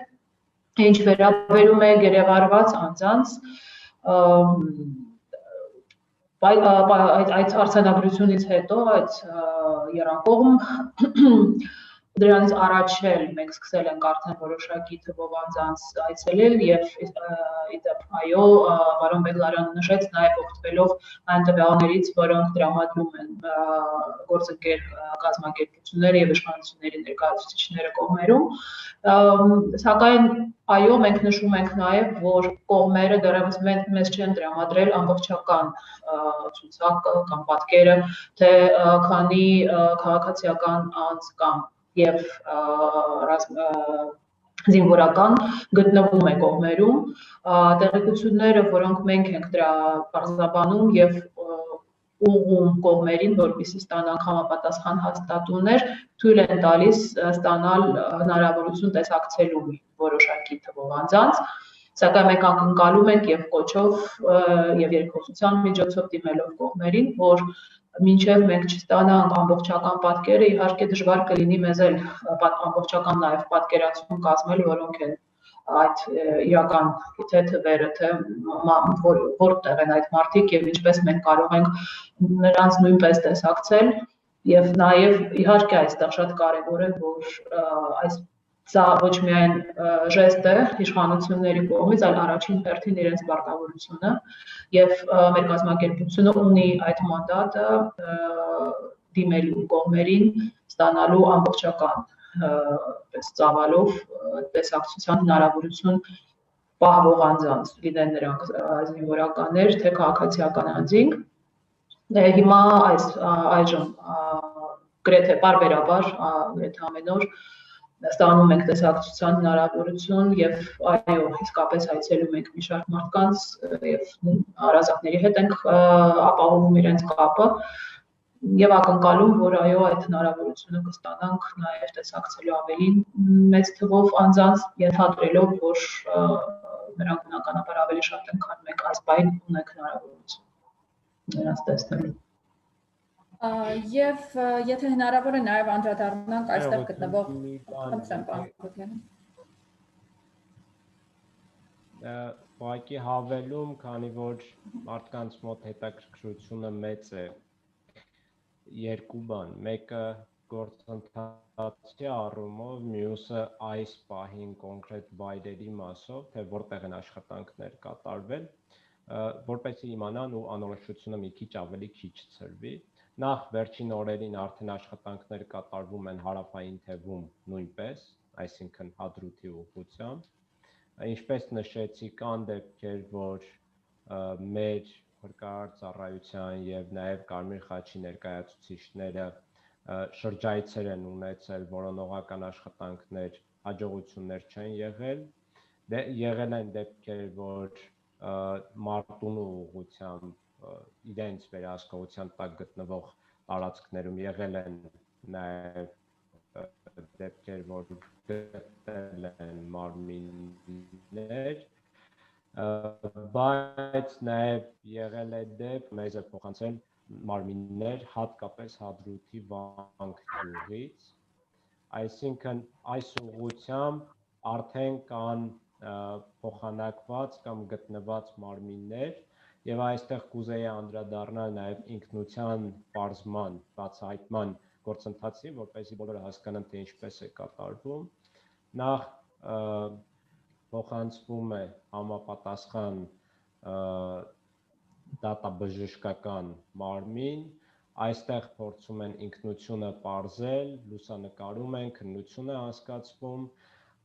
եւ բոլոր հարազատները լուսանկարներով, անհայտ կորածների հարազատները լուսանկարներով կարողանում են իմանալ, գտնել իրենց հարազատներին, եթե մարմնի ֆիզիոլոգիական վիճակը, այսպես ասեմ, թույլ է տալիս, եթե ոչ, արդեն բավականին շատ քայքայման գործընթացներ են ընթացել ու հնարավոր չէ դեմքից հասկանալ կամ այլ նշաններով հասկանալ ինքնությունը,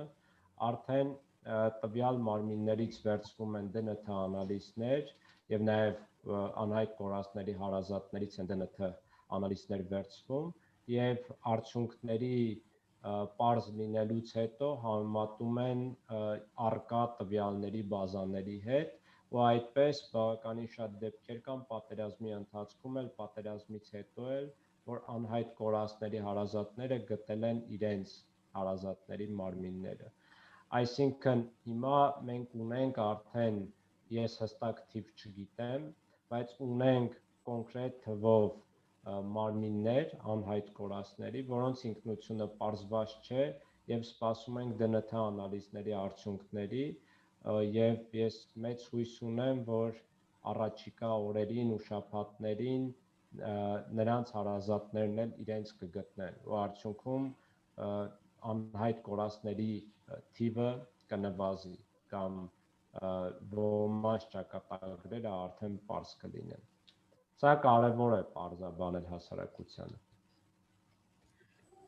Շնորհակալ խնդրեմ, պարոն Սաքունց։ Տեսեք, այստեղ Տիկին Զարան կարևոր հարց բարձրացրեց այդ ցուցակների, որովհետև աշխատանքի հիմքը հենց այդ ցուցակագրումն է։ Այսինքն ցուցակագրումը անհայտ կորած ընտրվող անձանց, ցուցակագրումը գերության մեջ գտնող անձանց եւ մենք հոկտեմբերի 5-ից երբ որ հավաքագրում ենք, մինչև հիմա մոտ 666 զանգ ենք ստացել, հա, անհայտ կորելու հանգամանքների վերաբերյալ։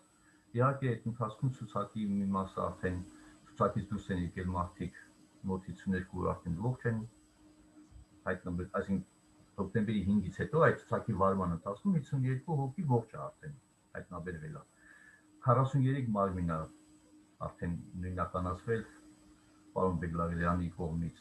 ներկայացված այդ մեխանիզմի միջոցով եւ դեռևս մնում են 3 ռազմագերի եւ 3 գերի ընդուն նոյեմբերի 10-ից հետո, այստեղ որ նշվեց պարոն Բեգլարյանը, նոյեմբերի 10-ից հետո գերեվարման դեպքերի, հա, մասին կա տվյալներ։ Հիմա տեսեք, պետք է հասնել նրան, որ նախ առաջի հերթին որտեղ են պահվում ռազմագերիները, որովհետեւ այդ տեսանյութերը ենթանի տվյալ պահին ինչ որ իրավիճակ է, բայց շատ կարևոր է պահման վայրերի ուրեմն արձանագրումը եւ դա այդ պահման վայրերում միջազգային Կարմիր խաչի այցելության ապահովումը։ Եվ այս ուղղությամբ պետք է ջանքեր գործադրվի։ Նույնիսկ այդպես չի որ ամեն ինչ թողենք, ասենք, գիտեք, Ադրբեջանի վրա է եւ ինքը ոնց կուզենա եւ այլն կուզենա թույլ կտա, կուզենա թույլ չի տա։ Դա շատ կարևոր է որ հենց այդ միջազգային այլ մեխանիզմները, որոնց անկախ նայած վստահում եք, համարում եք արդյունավետ թե ոչ, բայց դրանք են միակը, որոնք պետք է գործի գցել,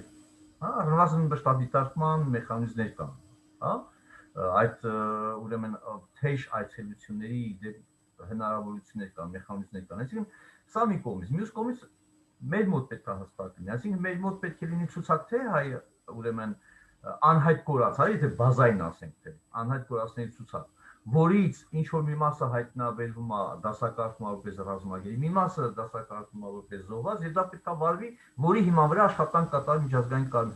Կարմիր խաչի հետ, եւ ոչ միայն միջազգային Կարմիր խաչի, այլ նաեւ միջազգային այլ կառույցների հետ, որոնց մասին ես խոսեցի։ Մյուս կողմից մեր մոտ պետք է լինի հստակ նաեւ ցուցակագրում, թե մեր մոտ քանի ադրբեջանական ռազմագերի, քանի ադրբեջանական զինծառայողների, չգիտեմ, դիակներ եւ այլն, եւ որտեղ դու չես կարող աշխատանք տանես, եթե չունենաս թե ինչ կա քո մոտ։ Միայն այն չէ, որ ասենք թե ինչ ես պահանջում մյուսից, այլ նաեւ դու ինչ ունես, որտեղ այս հարցերը պետքա բավական լուրջ եւ պատասխանատու մոտենալ անելու համար, որ այն մարդիկ, որոնք ներկայումս ողջ են, օր առաջ ազատել, այսինքն դա նպաստել այդպիսի մթնոլորտի ձևավորմանը, որ մարդիկ ազատվեն օր առաջ, դադարեցվի մինչև ազատվելը գոնե այդ կտտանքները։ Եվ այս ուղղությամբ ես չգիտեմ, ինչ է արվում, այս ամբողջ խնդիրը սրա մասին է խոսքը։ Ինչ է արվում, որ միջազգային կառույցի հետ, ինչ հանդիպումներ են ունենում, ինչ պայմանավորվածություններ են ձեռք բերվում իդեպ, հա, վերջին հաշվով։ Պետք է տրվի ինֆորմացիաներ, Ընթացակարգերը հասկանալի է, բայց անընդհատ պետք է տրվի ինֆորմացիաներ, անընդհատ պետք է քայլերի մասին տեղեկություններ տրվեն, չեմ ասում ամեն ինչի մասին լրիվ մինչև վերջի տառը, բայց պետք է համոզիչ տեղեկություններ լինի, համոզմունք առաջանա ձևավորի, որ քայլեր կատարվում են։ Մարդիկ շատ ավելի դիտակից են, քան թե կարծում են։ Կարող է այս պահին հնարավոր չի, բայց կա համոզմունք, որ քայլեր կատարվում են ինչ որ այդ հնարավորությունը պահի, ինչ որ մի պահի իրականություն դարձնելու համար։ Բայց ցուցակ պետք է անպայման բարի։ Ես զարմանում եմ, որ միջազգային Կարմիր խաչը մինչև հիմա ցուցակ չունի։ Ես կարող եմ ասել, որ մեր ցուցակները մենք տվել ենք բան պաշտպանության նախարարության մշտապես բնականաբար։ Իրանց ենք ուղարկում։ Ինչ է նշանակում միջազգային Կարմիր խաչը ցուցակ չունի Հայաստանի պաշտպանության նախարարության կողմից։ Ինչպես քննարկման սկզբում էլ նշեցի, ցավոք մենք իհարկե հրավեր ուղարկել ենք նաև պաշտպանության նախարարություն, հնչեցված հարցերի պատասխանը կարելի էր ստանալ, սակայն մերժում ենք ստացել։ Պարոն Բեգլարյան, ուզում եմ իմանալ նաև Ադրբեջանի մարդու իրավունքների պաշտպանի հետ արդյոք կա համագործակցություն ռազմագերիների առումով, մասնավորապես Հայաստանում պահվող նաև ռազմագերիների հետ կապված կան արդյոք մոտավոր հաշվարկով քանիսն են, ինչ վիճակում են գտնվում ի տարբերություն Ադրբեջանում գտնվող հայ ռազմագերիների, այս առումով ինչ կասեք։ Եվ ընդհանրապես Ադրբեջանը որքանով է պատրաստական, կա տեղեկություն իր ռազմագերիներին հետ վերադարձնելու մասով։ Հաճելի լավատեսությամբ եք ձեր հարցը տվել Ադրբեջանի մարդու իրավունքների հանձնակատարի մասով։ Միանշանակ ինձ հետ որևէ կապ չկա ու բնականաբար ենթադրել է, որ իրենք բոլոր հնարավոր ձևերով բացառում են Արցախի հանրապետության որևէ պետական մարմնի հետ կոնտակտը, որքանով տեղյակ եմ նաև Հայաստանի հանրապետության մարդու իրավունքների պաշտպանի հետ որևէ կապ չկա եւ մի քանի անգամ հանրայնորեն էլ Ադրբեջանի մարդու իրավունքների հանձնակատարը նախապայմաններ էր դրել քաղաքական բնույթի, օրինակ հայտարարել էր, որ ես կարող եմ համագործակցել ՀՀ մարդու իրավունքների պաշտպանի հետ միայն այն դեպքում, երբ վերջ տան մեր տարածքների օկուպացիային, ինչը բնականաբար անընդունելի եւ աբսուրդ պայման է մարդու իրավունքների պաշտպանի համար։ Իսկ մեր կողմում գտնվող ռազմագերիների մասով ասեմ, որ պատերազմի ընթացքում ես այցելել եմ այն ռազմագերիներին, որոնց մասով տեղեկությունները ունեցել եմ, բայց քանի որ ավելի շատ, այսպես ասեմ, իմ վերահսկողության կամ իմ լիազորությունների շրջանակներում չի գտնվում, ես այս պահին տվյալներ չունեմ հրապարակելու, ավելի լավ է այս առումով նույնպես ճշտել Հայաստանի Հանրապետության լիազոր մարմիններից եւ քանակի առումով եւ նաեւ պահման պայմանների առումով, բայց ես որքանով հետաքրքրվել եմ, որևէ խնդիր չկա պահման պայմանների առումով եւ նաեւ պատահական չէ, որ մեր կողմից որևէ տեսանյութ, որևէ լուսանկար ամարտկային վերաբերմունքի մասին վկայող չի հրապարակվել։ Ու հաստորեն կարող ենք ասել, որ ռազմագերիների մասով Հայաստանի Հանրապետությունը, Արցախի Հանրապետությունը կատարում են իրենց պարտավորությունները, առնվազն ես այլ տեղեկություն չունեմ։ Շնորհակալ եմ, հարց ունենք լսարանից մոտավոր հաշվարկով ամեն դեպքում քանի օր կտևի գերիների փոխանակման գործընթացը եւ որպես ամփոփում գերիների ու անհայտ կորած անձանց հարազատներին ինչ խոսք կուզեք ուղղել, խնդրեմ։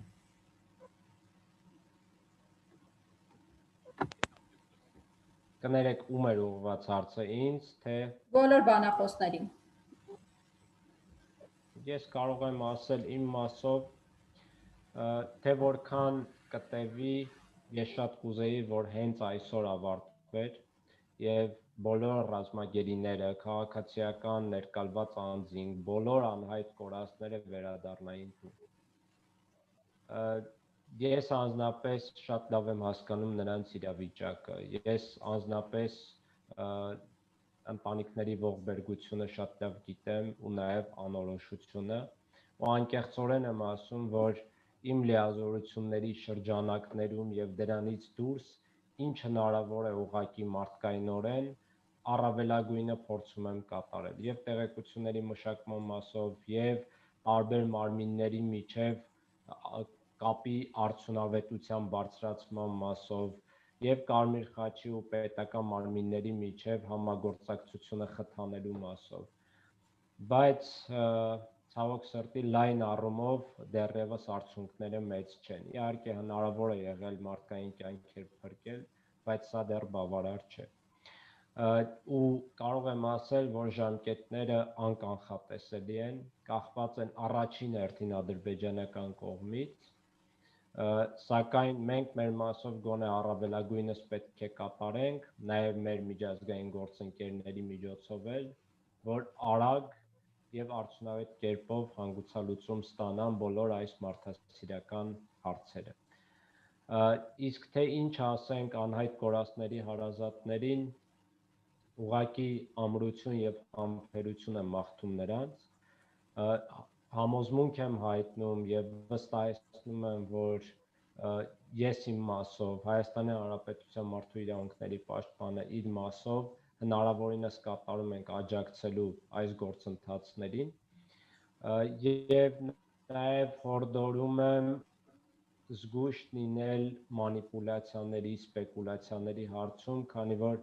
ակնհայտորեն տարբեր կողմեր, առաջին հերթին ադրբեջանական կողմը, բայց նաև ներսում տարբեր խմբեր, տարբեր ձևերով փորձում են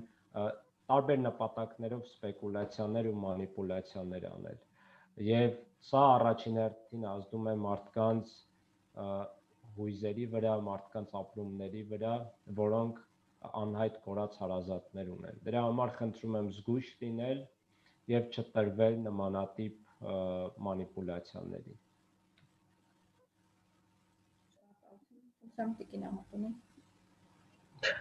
Բաղեդարյանը շատ լավ ասաց, հատկապես այդ ընտանիքների հետ կապված այդ մասով, այն ամեն ինչ ես երևի կուզեի նույնպես ասել, դրա համար միանում եմ ամբողջությամբ, եւ իսկապես այս ընթացքում եւ ոչ միայն դա մեր երկրում է տեղի ունենում, դա շատ բնորոշ է տարբեր իրավիճակներին հակամարտային տարբեր երկրներում, երբ որ այսպես ակամա կամ այդպես օգտագործվում են տարբեր լուրեր, տարբեր սենսացիոն տեսակի ինչ-որ այդպես տարածում, շատ լայն տարածում են գտնում տեղեկատվական նյութեր, որոնք չունեն որևէ հիմք եւ բայց խանգարում են ընդհանուր առմամբ առաջին հերթին իսկապես ազդելով այն մարդկանց վրա, ովքեր օրորի սպասում են իրենց հարազատի սիրելի մասին լուրի եւ իհարկե լրացիչ խոչընդոտներ են ստեղծում նաեւ կազմակերպությունների աշխատանքներում, որ ստիպված է լինում անընդհատ ինչ-որ հնարավորություններ փնտրել, հերքելու այդ տեղեկությունները։ Այսօրվա նշած իմ օրինակը միակը չէ ցավոք, բայց մենք փորձում ենք հետևողականորեն այսպես աշխատել նաեւ ընտանիքների հետ, որպեսզի այս տեղեկությունները մեր կողմից բարձրաբանվեն եւ ուղղակի որպես կանոն կարող եմ ասել, որպես կանոն, որ հատկապես մենք շատ զգուշ ենք վիճակագրական տվյալների հետ, սա ուղղակի հաշվի առաջարկում եմ առնել, որ եթե մենք հրապարակում ենք որևէ տվյալներ, ապա հաստատ պետք է լինի հստակ հողում մեր կազմակերպության վրա։ Եթե չկա նման հողում, կա ինչ-որ ինտերնետում պատտվող որևէ տեղեկություն, շատ մեծ է հավանականությունը, որ դա կեղծ լուր է։ Իսկ ժամկետների մասով ուղղակի ես էլ պետք է ասեմ, որ շատ դժվար է ասել, ժամկետ որևէ սահմանված հատուկ չկա, կա այո, անհապաղ ջանքեր գործադրելու այսպիսի ձևակերպումը, սակայն այո, կազմակերպությունը մենք ներկայացված լինելով բոլոր համապատասխան տեղերում պատրաստ ենք եւ պատրաստական գործելու եւ օգնելու կողմերին վերադարձնել անձանց, որոնք պահվում են առ այսօր եւ միայն ողջունենք այն համաձայնությունը այս ուղղությամբ քայլեր ձեռնարկելու եւ մեր կողմից աջակցելու, որպեսզի այդ գործընթացը տեղի ունենա որպես միջնորդ։ Եվ շնորհակալություն, այո, այս հնարավորության համար, որ կարողացանք ինչ-որ հարցերում բարձրաբանումներ առաջարկել։ Շնորհակալություն, խնդրեմ պարոն Սաքունց, ձեր խոսքը։ Ասած հիմնականում ամեն ինչ ասվեց, մի ուղերձ առաջի հերթին իհարկե հարազատներին, թե ռազմագերիների եւ թե անհայտ կորածների, որ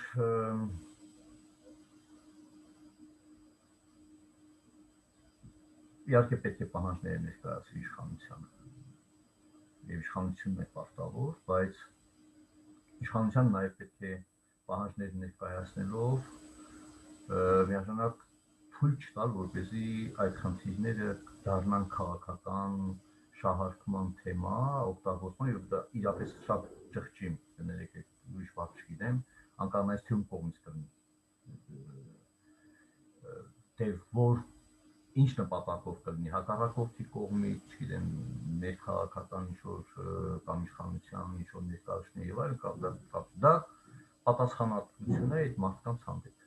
Թե ռազմագերիների, թե նրանց ընտանիքների, թե անհայտ կորածների եւ թե նրանց ընտանիքների հանդեպ սա։ Երկրորդը ուղղեց իշխանությանը, որ պետք է մարդկանց հետ շարունակաբար աշխատել։ Չպետք է մարդիկ մնան իրենց խնդիրների հետ մենակ անորոշության մեջ եւ պետք է կարողանալ այդ ճգնաժամային իրավիճակներում պատշաճ ուրեմն տեղեկություն, նույնիսկ անհատական մակարդակով։ Ես սա կարևորում եմ անհատական մակարդակով, եւ մարդիկ եթե մնում են դուք հասկանում եք, չունի տեղեկություն, օբյեկտիվորեն չկա տեղեկություն, բայց միաժամանակ էլ անարդարություն անուշադրության մեջ է գտնվում, հա, անորոշության մեջ գտնվելու նաև անուշադրության մեջ է։ Եվ դրանից հետո այդ տարբերակ ամեն մեկը յուրովի է տանում իհարկե այս իրավիճակը։ Մարդկա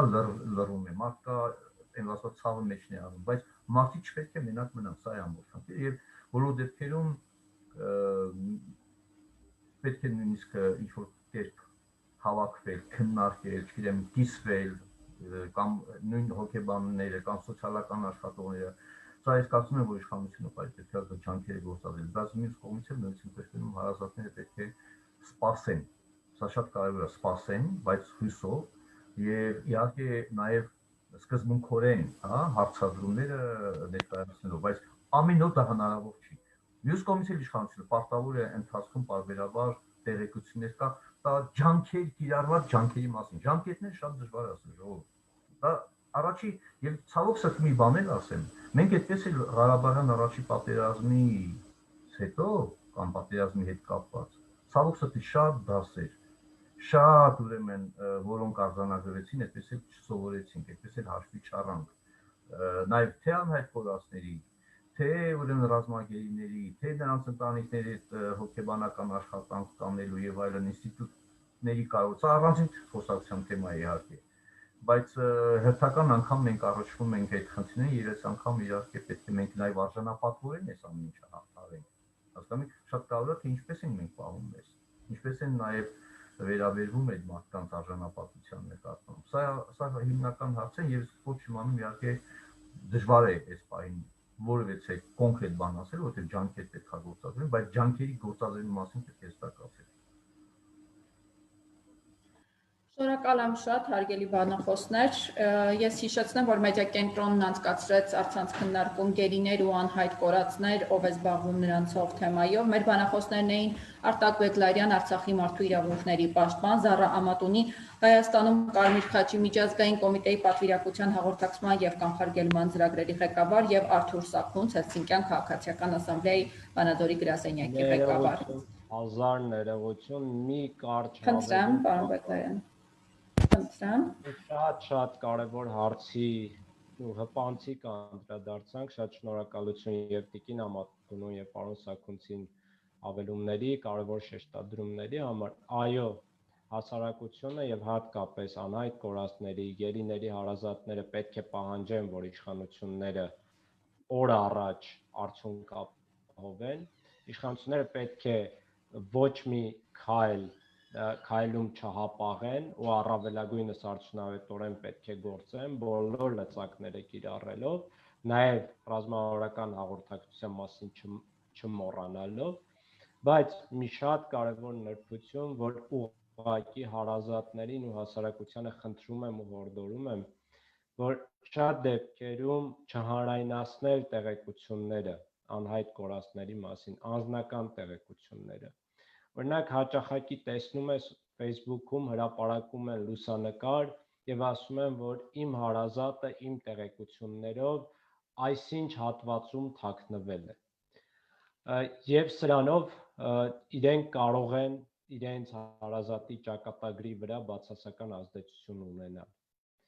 Այսպիսի տեղեկություններ, հատկապես այսպիսի տեղեկությունները, հասարակությունը եւ հարազատները պետք է ուղղակի կիսեն լիազոր մարմինների հետ,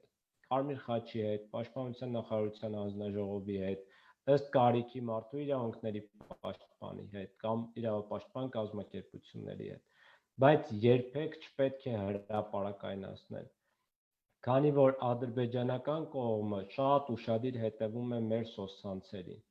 եւ անընդհատ իրենք տեղեկություններ են հավաքագրում, վերլուծում են, իրենք տեսնում են միտումները եւ նաեւ չի բացառվում, որ կոնկրետ հասցեներով նույնիսկ գնում են ու փնտրում են այդ զինվորներին, անհայտ կորածներին։ Նույնը վերաբերում է գերիներին, եթե կոնկրետ անձնական տվյալներ են հրապարակվում, դա իրենք կարող են օգտագործել գերիների դեմ, իրենց հետ աշխատանքներում, հարցաքննությունների ժամանակ, իրենց հարազատների նկարները օգտագործեն շանտաժի համար եւ այլն, բազմաթիվ կեղտոտ ձևեր կան, որոնք սպասելի են ադրբեջանական կողմից։ Դրա համար ուղղակի խնդրանք եւ հորդոր, զգույշ եղեք նմանատիպ տվյալներ հրապարակելուց, զգույշ եղեք տարածելուց, այնքան հեշտ է սկանդալներ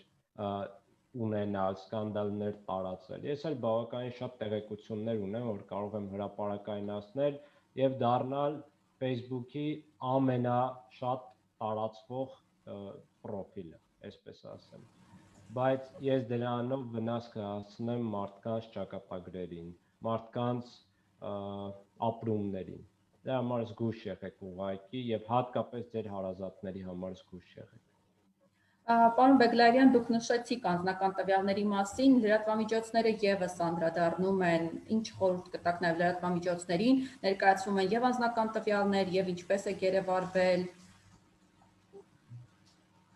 Նույնը իհարկե վերաբերում է լրատվամիջոցներին, անկեղծ ասեմ, լրատվամիջոցները ավելի զգույշ են, նաեւ ենթադրում են պրոֆեսիոնալիզմի շնորհիվ, բայց հաճախակի լինում են հատկապես այնպիսի լրատվամիջոցներ, որոնք բարեխիղճ չեն եւ նույն ուղակի սկանդալների, ինտրիգների համար, դիտումների կամ հավանումների համար իրենք այդպիսի տվյալներ են հրապարակում, երբեմն նաեւ կեղծ տվյալներ։ Արդյունքում իրենք վնասում են